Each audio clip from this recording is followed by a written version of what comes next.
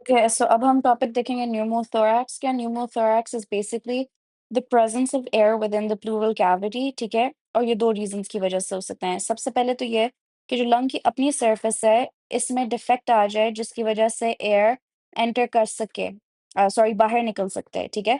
और लीक कर जाता है प्लूरल स्पेस के अंदर। सेकंड ये है कि चेस्ट वॉल की इंजरी हो जाती है जिससे पेनिट्रेटिंग ट्रॉमा है या रिब फ्रैक्चर हो जाए जिसकी वजह से एयर एंटर हो जाए, ठीक है। और ये क्या होते हैं, बले or blebs. Blebs are small air pockets. Bullae are bigger air pockets. ठीक है। अब let's just see this diagrammatic form में कि एक ये लंग है, ठीक है। अब लंग में दो चीजें हो सकती हैं। या तो ये है कि यहाँ पे ब्लेब्स या बुले फॉर्म हो जाए जो कि एयर फिल्ड पॉकेट्स हैं। इनका रप्चर हो जाए तो the air is remove from the lung जिसकी वजह से जो लंग होता है वो फुस हो जाता है एंड देन वो इस तरह से कोलैप्स कर जाता है। That's for scenario number 1। Scenario number 2 इसके ये लंग है, यहाँ से एक ट्रॉमा या पेनिट्रेटिंग इंजरी हुई है, ठीक है।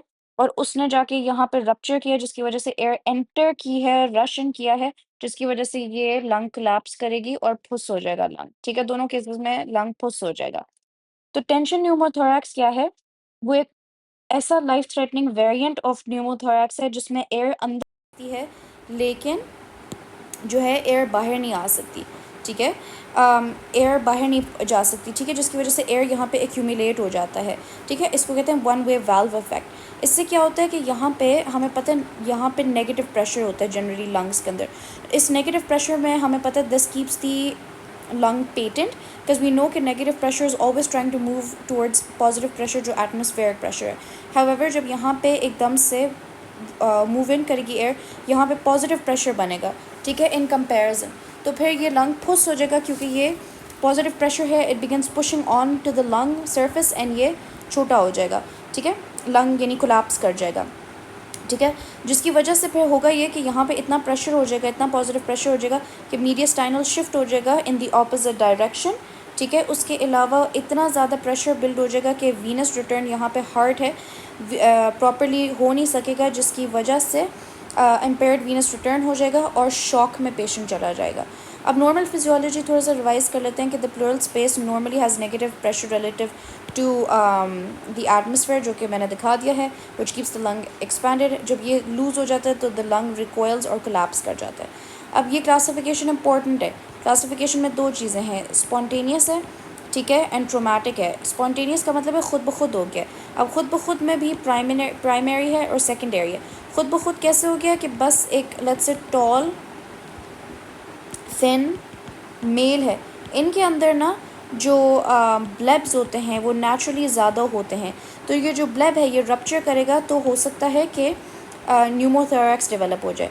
लेकिन जो सेकेंडरी है ये हमारे पास कोई अंडरलाइंग पैथोलॉजी थी, ठीक है, जैसे एम्फाइसीमा है या COPD है जिसमें ऑलरेडी लंग में जो है वो डैमेज्ड है। इसमें जो बुलाए था वो रप्चर किया और एयर बाहर से यहाँ निकल आया, ठीक है। तो इसको सिर्फ एक देख लेते हैं। No underlying cause, tall thin male specially smokers के अंदर this is a classic case. और इसमें जो एपिकल ब्लेब्स और बुला हैं वो रप्चर करेंगे। सेकेंडरी में अंडरलाइंग डिजीज़ हैं, COPD, सिस्टिक फाइब्रोसिस, TB। और सिवियर है क्योंकि रिड्यूस्ड ऑलरेडी लंग स्ट्रगल करे, ऊपर से न्यूमोथोरैक्स हो जाए तो मज़ीद स्ट्रगल करेगा। और एम्फाइसीमेटिस बुलाए के रप्चर की वजह से होता है। अब ट्रॉमेटिक ईजी है, ये पेनिट्रेटिंग इंजरी की वजह से हो सकता है, ब्लंट ट्रॉमा की वजह से हो सकता है। जैसे फॉर एग्जांपल अगर रिब्स आपकी फ्रैक्चर हो जाएं तो उसकी वजह से हो सकता है। स्टैब वुंड गन शॉट की वजह से हो सकता है कि कोई पेनिट्रेटिंग इंजरी है, ठीक है। हमने कहा था कि जो आइट्रोजेनिक है यानी सर्जिकल या मेडिसिनल इन्वॉल्वमेंट के बाद हो सकता है। जैसे सेंट्रल लाइन इंसर्ट मैंने की, गलत कर दी, मैकेनिकल वेंटिलेशन के चक्कर में या तो रैकोसेंटीसिस करने की मैं कोशिश करी थी और मैंने गलती से लंग को हिट कर लिया। अब पैथोफिजियोलॉजी क्या है?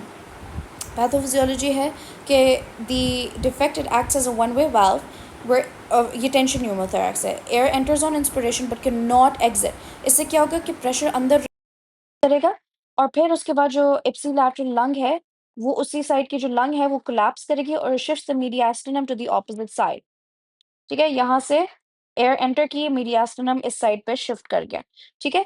और इसकी वजह से ग्रेट वेन्स जो हैं superior vena cava and inferior vena cava जो कि मैंने यहाँ पे दिखाया था हार्ट में, ये कंप्रेस होंगी जिसकी वजह से वीनस रिटर्न डिक्रीज होगा और जो परफ्यूजन होगी वो कम होगी एंड हाइपोक्सिक स्टेट में पेशेंट चला जाएगा, ठीक है?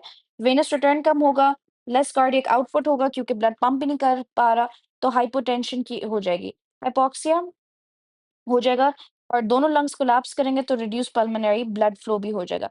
अब इसके क्लिनिकल फीचर्स हम देख लेते हैं। क्लिनिकल फीचर्स में क्या होता है, एकदम से चेस्ट पेन हो सकता है, डिस्निया हो सकता है। डिस्निया क्लासिक फीचर है कि एकदम से सांस लेने में दिक्कत हो रही है और जो स्मॉल प्राइमरी होगा, ठीक है, हो सकता है कि वो एसिम्प्टोमेटिक हो। फिर एग्जामिनेशन में क्या-क्या चीज़ें हैं, inspection, percussion, auscultation, tactile, vocal fremitus and trachea. तो क्या हम चीज़ें एग्जामिनेशन में करेंगे? इंस्पेक्शन में ये होगा कि जो जो है ना, जो चेस्ट एक्सपेंशन है, वो अफेक्टेड साइड पे कम होगी। परकशन में हमें पता है एयर भरी हुई होगी, तो जब एयर भरी हुई होगी, तो साउंड हाइपर रेजोनेंस होगी। ऑस्कल्टेशन में डिक्रीज़ ब्रेथ साउंड्स होंगे। टैक्टाइल वोकल फ्रेमेटिस में डिक्रीज़ होगा क्योंकि जो एयर है, it's not able to carry the 3-3-3 या 9-9-9 जो भी आप बुलवा रहे हो, वो इसको कैरी नहीं कर सकेगा साउंड की वेव्स को, जिसकी वज़ह से डिक्रीज़ हो जाएगा। और जो ट्रेकिया है वो मिडलाइन में होगा अनलेस टेंशन न्यूमोथोरैक्स है जिसमें ऑपोज़िट साइड पे शिफ्ट हो जाएगा, ठीक है? टेंशन न्यूमोथोरैक्स में रेस्पिरेटरी डिस्ट्रेस के साइन्स होंगे लाइक साइनोसिस या एयर हंगर के बंदा गैस्प कर रहा होगा। हाइपॉक्सिया होगा जिससे रेस्टलेसनेस, एजिटेशन या कन्फ्यूजन हो सकती है। टैकीकार्डिया हो सकता है। टैकीकार्डिया क्यों होता है हमारे पास? टैकीकार्डिया इस वज़ह से हो रहा होता है क्योंकि जब हाइपॉक्सिया होता है तो सिम्पैथेटिक नर्वस सिस्टम एक्टिवेट हो जाता है और उसकी वजह से जो कॉम्पेंसेटरी मैकेनिज़्म है दैट इज़ कि जो हार्ट रेट है वो इंक्रीज़ हो जाएगा। हाइपोटेंशन क्यों? क्योंकि वीनस रिटर्न कम हो रहा है, the blood can pump, distended neck when once again IVC, CS superior vena cava ये दोनों ब्लॉक हो रहे हैं जिसकी वजह से बैकलॉगिंग होगी और जेवीपी रेज़्ड होगा। Tracheal deviation away from the affected side ये लेटर साइन है। Hyperresonant percussion and absent breath sounds, unilateral chest bulge, ठीक है? Due to chest pressure buildup, अगर वेंटिलेशन है, ठीक है? तो हाइपोटेंशन होगी, हाई एयरवे वो होगा, ठीक है? जो चेस्ट बल्ज है वो भी पॉजिटिव जो प्रेशर बिल्ड होता रहेगा एक साइड पे, तो इस वजह से वो चेस्ट एक साइड पे बल्जिंग होगी। Now why do this occur? Hypoxia मैंने कहा था सिम्पैथेटिक नर्वस सिस्टम सॉरी ये लंग कोलैप्स और वीक मिसमैच की वजह से होगा। टैकीकार्डिया सिम्पैथेटिक रिस्पॉन्स है। हाइपोटेंशन वीनस रिटर्न की कमी की वजह से, जेवीडी बैक पूलिंग की वजह से, ट्रेकियल डेविएशन मीडियास्टल शिफ्ट की वजह से, हाइपोरेजोनेंस एक्सेसिव एयर की वजह से है। फिर हम ये देख लेते हैं कि हमने इन्वेस्टिगेशंस कौन-कौन सी करनी है। जो रिमेंबर कि जो न्यूमोथोरैक्स है, वो एक क्लिनिकल डायग्नोसिस करते हैं, ठीक है? तो हमने इसको डिले नहीं करना ट्रीटमेंट को, ठीक है? लेकिन चेस्ट एक्स-रे करेंगे देखने के लिए कि हमारे पास एब्सेंट लंग मार्किंग्स होंगी, टेंशन न्यूमोथोरैक्स में मीडियास्टल शिफ्ट होगा और जो हेमी डायफ्राम होगा वो फ्लैटन होगा। क्यों? क्योंकि जो अगर यहाँ पे डायफ्राम है और पॉजिटिव प्रेशर यहाँ पे बिल्ड हो रहा है तो it will push down on the diaphragm जिसकी वजह से हेमी डायफ्राम फ्लैटन हो जाएगा, ठीक है? फिर हमारे पास एबीजीज़ हैं जिसमें हाइपॉक्सिया एंड हाइपरकैप्निया नज़र आएगा। सीटी chest is gold standard specially अगर कोई सेकेंडरी कॉज़ है, ठीक है, डायग्नोसिस के लिए। ईसीजी में हमारे पास राइट एक्सिस डेविएशन हो सकती है लेकिन ये ज़्यादा स्पेसिफिक नहीं है। अच्छा, फिर मैनेजमेंट पे आ जाओ।